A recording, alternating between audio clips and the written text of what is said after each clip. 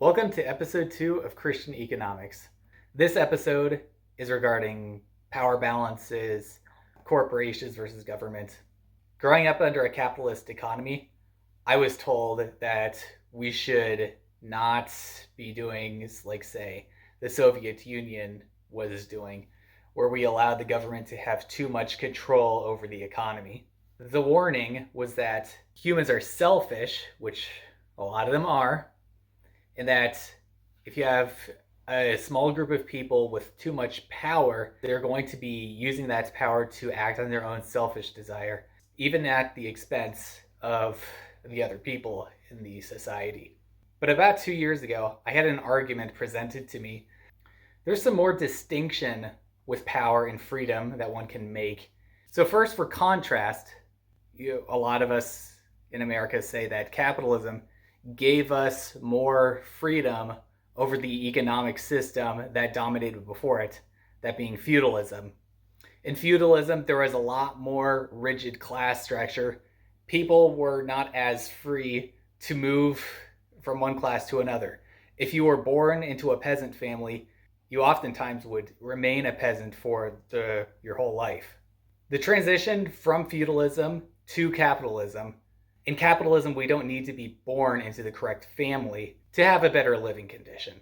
But even still, with capitalism, there are still other ways that what does freedom mean? The example that I would use here is if a person is born as a black or born into a poor family, legally speaking, they are still allowed to start a business.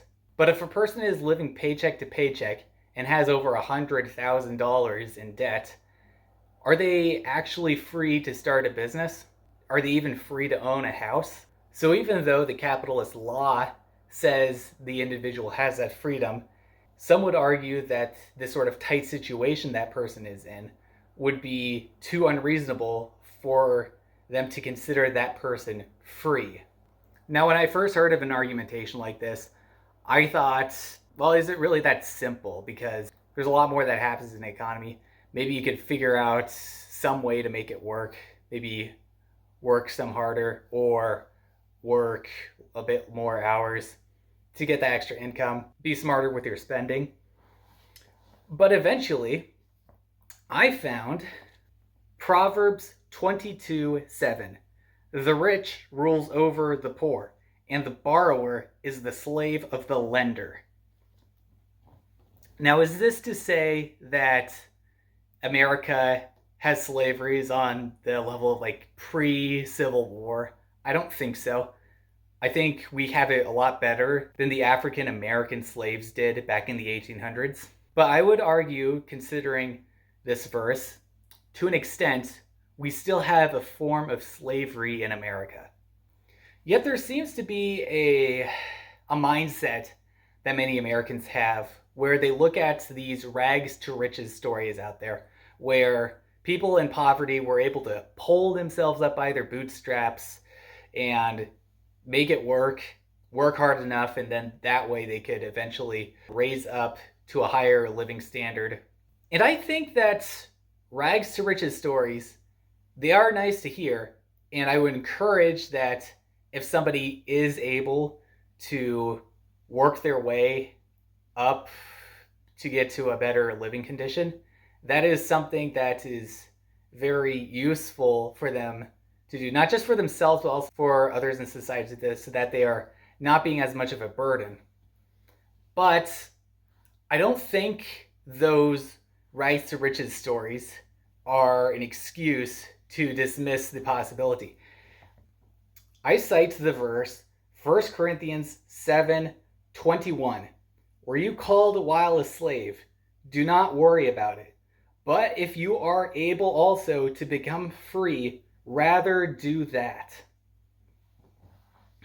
Now observe, the writer of this chapter wasn't like, oh, you Corinthians are just lazy. You just need to work harder. You're not actually slaves. Look, you can earn your freedom through the Corinthian law. The writer did not say that.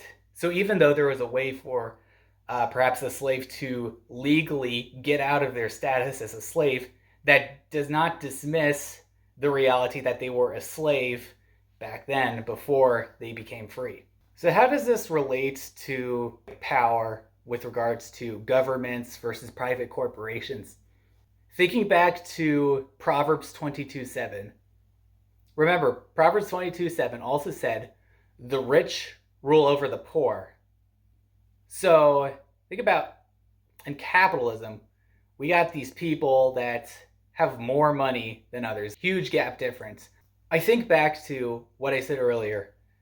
The capitalists warning us that we don't want to have what the Soviet Union had because we don't want the government to have too much power to push us around. But considering what Proverbs 22:7 says, I would say that to an extent, in capitalism, corporations are the government.